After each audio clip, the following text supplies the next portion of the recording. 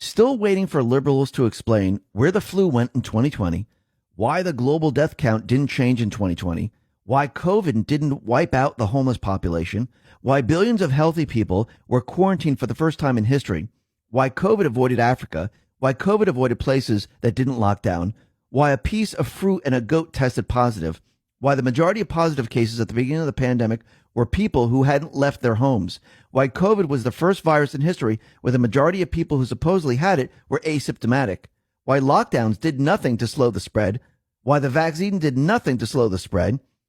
why we've seen a 1,100% spike in myocarditis in children, why football stadiums were filled with massless people while our children were muzzled in the classroom, why the violent riots of 2020 weren't super spreader events, why the mainstream media doesn't cover the millions of adverse reactions, tens of thousands of deaths reported to VAERS, why